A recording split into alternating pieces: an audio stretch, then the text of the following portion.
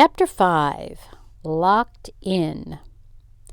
As the days went by, it seemed as if there was nothing that Eric couldn't do. He was handy with hammer and saw. He could milk a cow and drive a team or a tractor. He knew all about gardens and separators and harness. And often he could tell what the weather would be like the next day. He helped old Henry Jones chisel limestone slabs for the strong piers that were to be the foundation of the barn, and besides all these things, he could walk on his hands and do flip-ups, swim like a fish, and dive 7 different ways. He could talk about faraway places and people he'd seen and adventures he'd had, and he could eat even more than Jay. He was wonderful. They all liked him, but after a while Garnet began to feel a little lonely. Jay always wanted to be with Eric and never with her any more. The boys worked together all day and in the evenings went down to the river for a swim or to the bridge to fish. When Garnet wanted to go along, Jay was apt to discourage her by saying, "You'd better not come. Eric and I have to talk." She played often with Citronella nowadays. Eric helped them to build a house in the branches of a big oak tree in the pasture. He made a little ladder for them to climb up to the first branch, which was about 6 feet from the ground.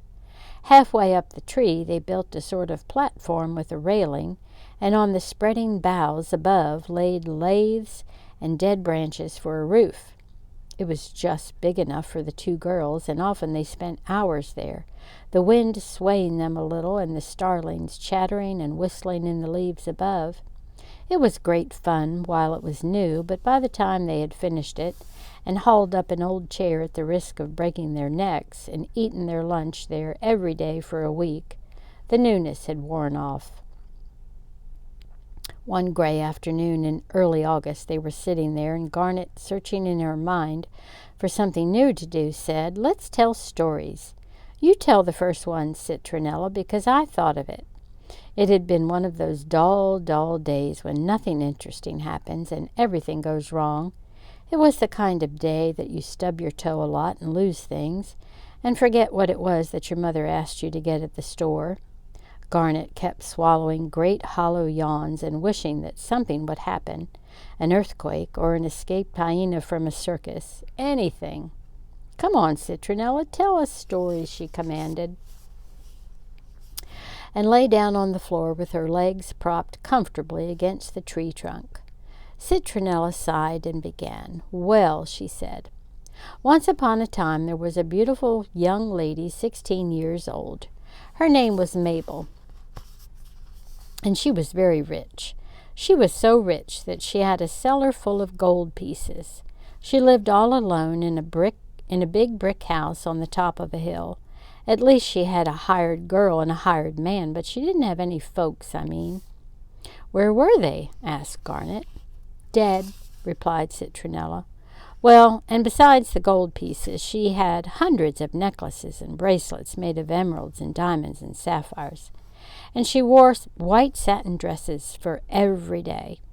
And she had a little automobile just big enough for her and nobody else. And she had a dog that could talk." "Go on," jeered Garnet. "I never heard of a dog that could talk." "This one could. It was a French poodle, and it talked French." "What's a French poodle?" inquired Garnet suspiciously. "Oh, a kind of dog from France," answered Citronella with a vague wave of her hand. "Quit interrupting her. I can't go on." "Well, and Mabel had a swimming pool, too, and a little gold piano. And guess what else she had? She had a room with a soda fountain in it. It had all different kinds of faucets on it, a strawberry faucet and a vanilla one and chocolate and pineapple and maple. It makes me hungry to tell about it." "Me too," agreed Garnet. "Well, go on. What happened to her?" "One day she went out riding in her little automobile. She drove and drove for a long time on a deserted road with trees on either side. It was beginning to get dark, and she was just going to turn around and start home when she saw a poor old ragged man beside the road. He looked very sad and awful tired, and there were burrs in his beard. She stopped the car and said, 'Old man, "What's the matter?" And he said, "I've come a long way and I'm hungry. I want something to eat."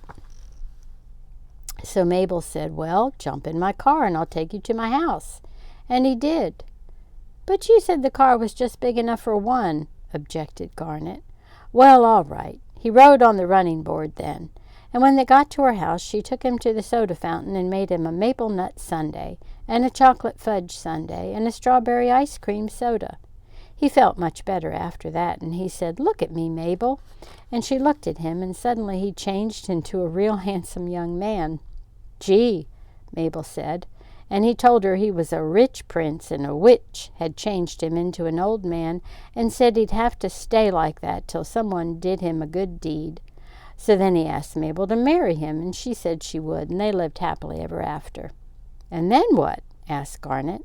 "That's all," said Citronella. "They lived happily ever after." Garnet sighed. "You always tell stories about people that are grown up and fall in love. I like stories about children and wild animals and explorers."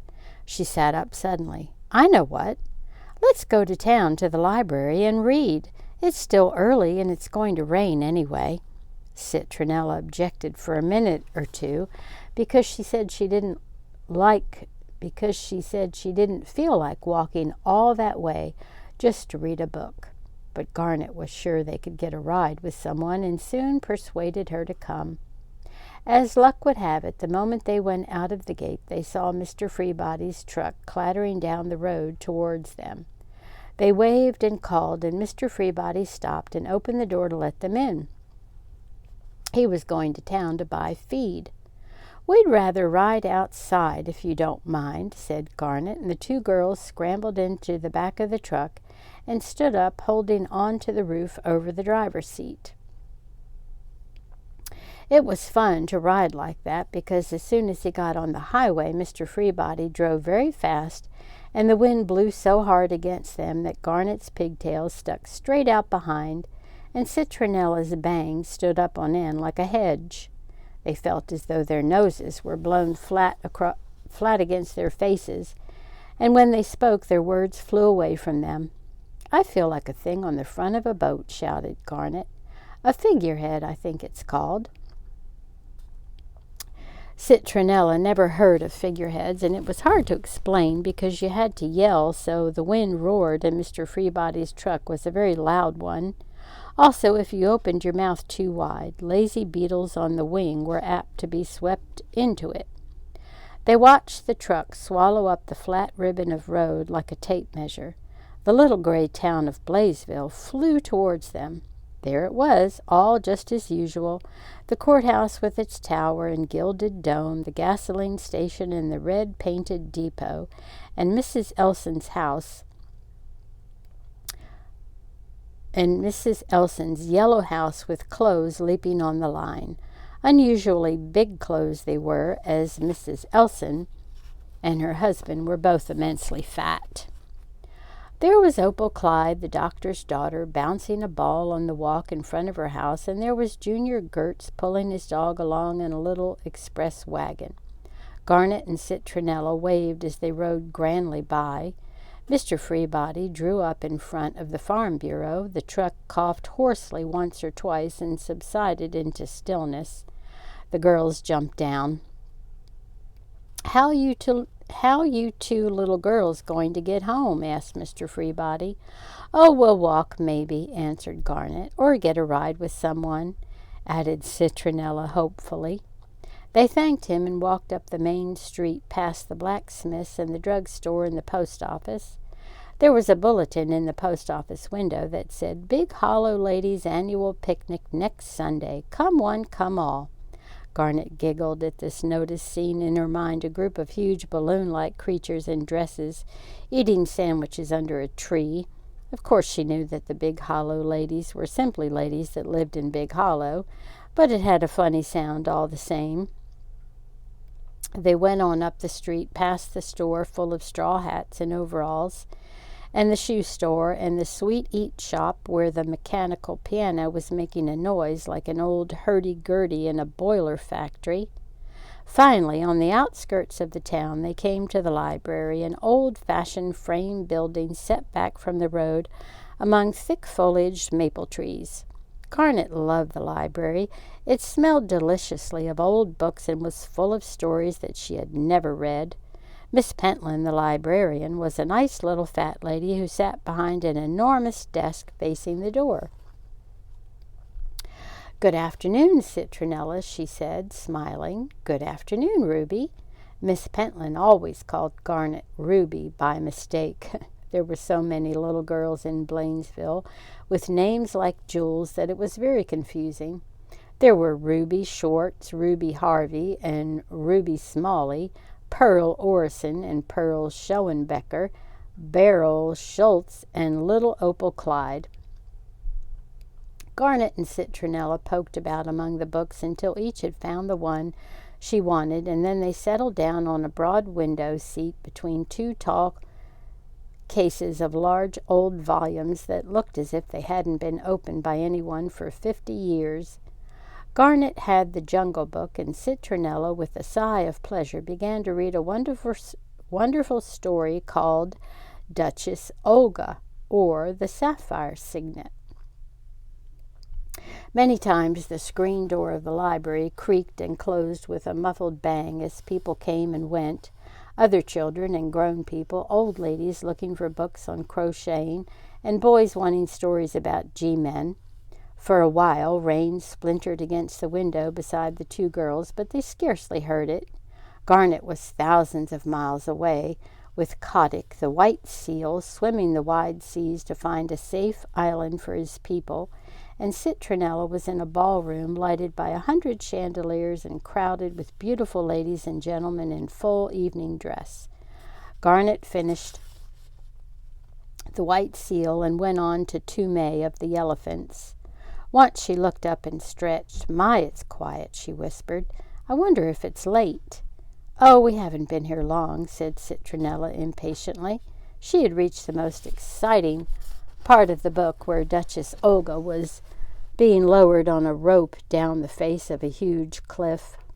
The trouble was that the man who held the rope didn't like Duchess Olga and was planning to let her drop at any minute. Citronella thought everything would turn out all right in the end, but she wasn't sure. By the time that Garnet had reread Rikki Tikki Tavi and Duchess Olga had been rescued pages back and safely returned to the ballroom, the light began to fade. "What does the word insidious mean?" asked Citronella, but Garnet didn't know. "My, it is kind of still here," she went on. "I'll ask Miss Pentland what time it is." She disappeared behind the bookcases. "Garnet," she called loudly the next moment, "Miss Pentland's gone. Everyone's gone." Garnet leaped from the window seat. It was true. There was no one there. They ran to the door, but it was firmly locked. The back door was locked too, and the heavy glass windows had not been opened in years. They stuck in their frames as if set in cement. It was impossible to move them. "Good night," moaned Citronella. "We're locked in." She was on the verge of tears, but Garnet felt pleasantly excited. "Citronella," she said solemnly, "this is an adventure. Things like this happen to people in books. We'll be able to tell our children and grandchildren about it. I hope we stay here all night." "Oh, gee," sobbed Citronella. She wished with all her heart that she hadn't read Duchess Olga. It was too scary. She simply had no courage left. If only she had picked out a good peaceful book about boarding school girls or something, she wouldn't be so frightened now. Suddenly, she had such a terrible thought that she stopped crying. "Garnet," she cried, "do you know what day it is? Saturday. That means we'll be here till day after tomorrow. We'll starve." Garnet's excitement went flat. "It would be awful to stay in here as long as that." "Let's bang on the windows," she suggested. "Maybe someone will come." They banged on the glass and shouted at the tops of their lungs. But the library was some distance from the street, and the thick maples deadened the noise they made. Blaisville people were peacefully eating their suppers and never heard a sound. Slowly the dusk sifted into the room. The bookcases looked tall and solemn, and the pictures on the wall were solemn too. Steel engravings of Napoleon at Elba and Washington crossing the Delaware. There was no telephone in the library and no electric light. There were no gas fixtures, but Garnet and Citronella could not find any matches.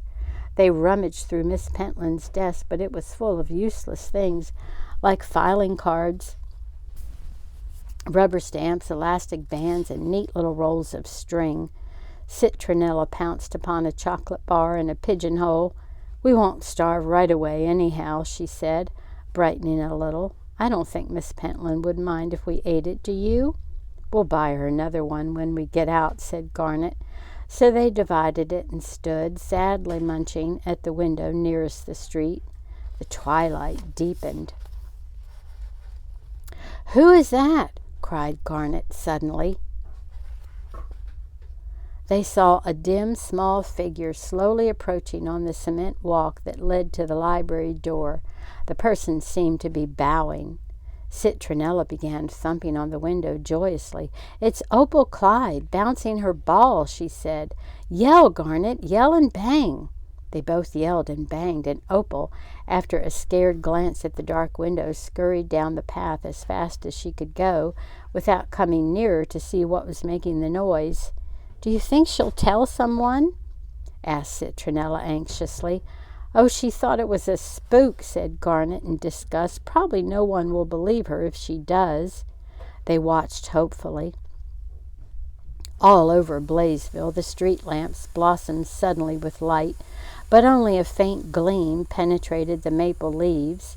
The two girls heard cars coming and going and faint shouts of children playing in backyards. They pounded and called till they were hoarse and their knuckles ached, but nobody came. After a while they gave it up as a bad job and returned to the window seat. The room was very dark now, strange, unknown, and filled with shadows. It was as though it wakened at nightfall, as though it breathed and wakened and began to wait. There were tiny creaking sounds and rustlings and airy scamperings of mouse feet. "I don't like it," whispered Citronella. "I don't like it at all. My own voice scares me. I don't dare talk out loud." "Neither do I," murmured Garnet. "I feel as if all those books were alive and listening." "I wonder why our folks don't come after us," said Citronella.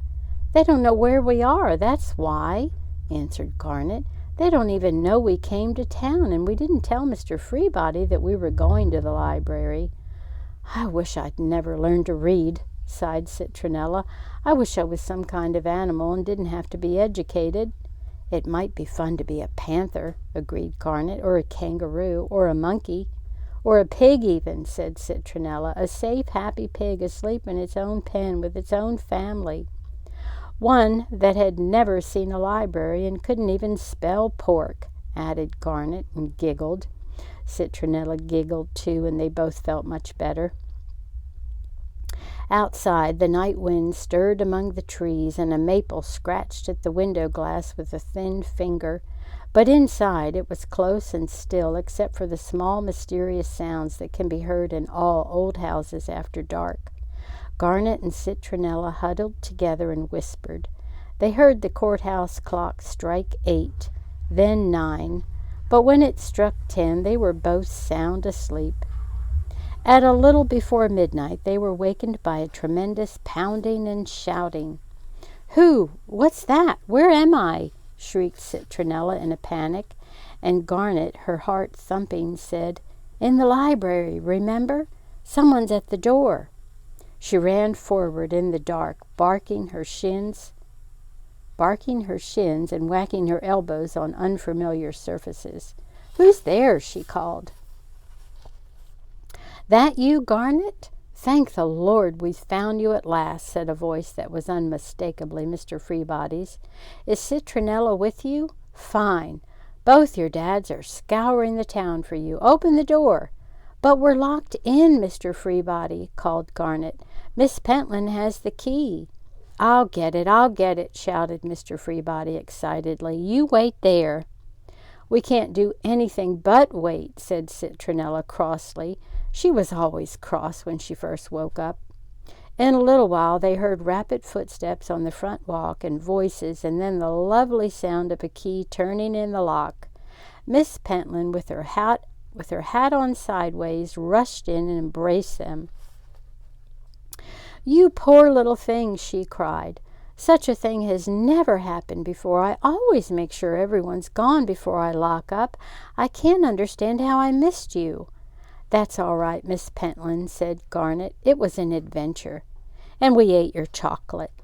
Garnet's father and Mr. Freebody and Mr. Hauser came in too, all talking and exclaiming.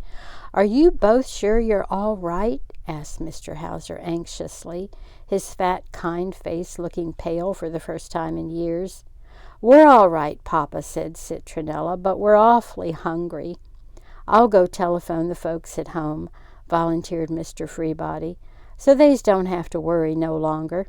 You better take the little girls down to the lunch wagon for a bite. Only place that's open at this hour."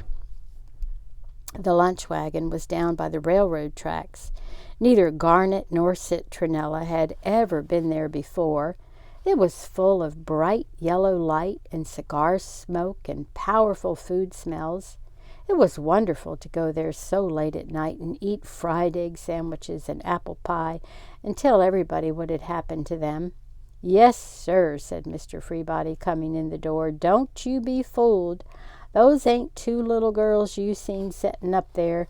Those are two genuine bookworms. Couldn't stop reading long enough to come home. Planning to take up permanent residence in the library from now on, ain't you?" Everyone laughed. "Just the same," whispered Garnet to Citronella, "I sort of wish they hadn't found us until morning. Then we could have told our grandchildren that once we stayed in the public library all night long." Until next time.